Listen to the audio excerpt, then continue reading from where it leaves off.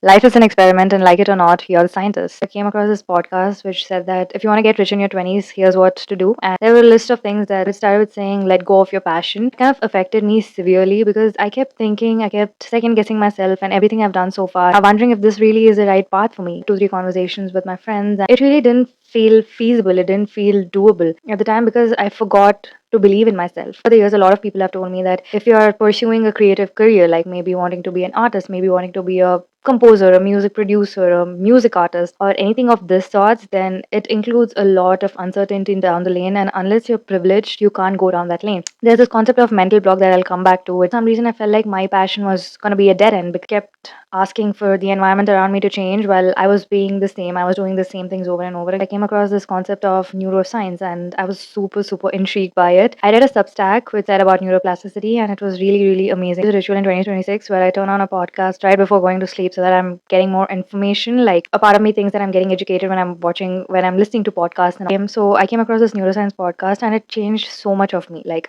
I'm not even kidding. Over the years, I've definitely gotten lost as to what I want to do. I know I want to do it, but I really didn't have a sense of direction.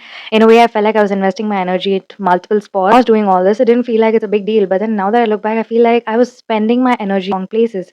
I should have focused on what I should be doing. So I was doing Instagram, I was doing content creation, and this year I wanted to focus on YouTube. And I feel like my brain somehow adjusted to that, and I am kind of looking forward to shooting these long format videos, which I thought was impossible initially. But right now, I feel like this is my forte. This is something that I want to do because I love having long conversations. 2, 3 days ago, I was super, super, super at a very bad place, and I was like, I feel so helpless because I'm not doing anything towards my passion. I asked ChatGPT to be my neuroscience coach and tell me a few things, and I came across this. And the reason why most of us don't accomplish our goals is because we treat the goal to be our very next step, but that's not humanly possible. That's the thing about having a creative career or anything for that matter.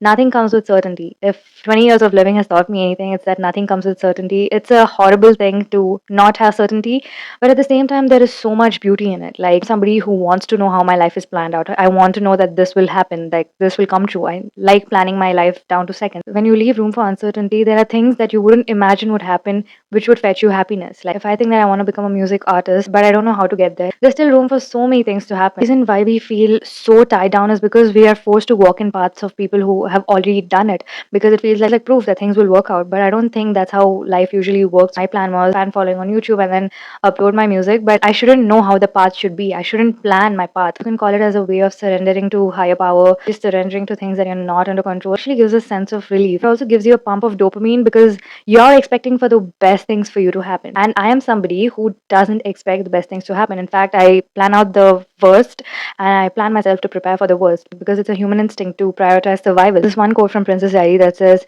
courage is not the fear of absence, but the judgment that something bigger than fear is out there. You can either feed your fear and let it control you, or just escape that loop oh so easily by saying there is something bigger and better than fear out there. And that gives you courage. Action gives you courage. Action gives you proof that things will work out. Action gives you confidence. Coming back to mental block, I had planned out my path to wanting to, put my music out there and all. Me planning the path was the biggest mental block I think I came across because if I just let things go freely, if I was just doing the next step I'm supposed to do, worry a lot or look forward, like, or try time travel through my brain 20 years down the lane and look at how things pan out, I would be on multiple things. Coming back to giving up on your passion, you're just getting started. There's billions of people, but that dream didn't come to anybody else. It came to you. It was meant for something. And if you're waiting for somebody to come and hand you a package and tell that you're special, you're meant to do this, you're meant to do that, then I'm sorry to break it to you, nobody's gonna come and do that. It's you feeling that energy within yourself that you are born for greatness. It's you telling fuck the world and I'm gonna do my thing. Betting on yourself can be really scary, but you owe yourself to follow your passion. That takes me to defining your failure. When you're pursuing your passion, failures are not something you inherit. Failures are not something that's contagious. Failure is something that you define for yourself. You are the one who gets to define your failure. Truly define your failure. If you truly love yourself,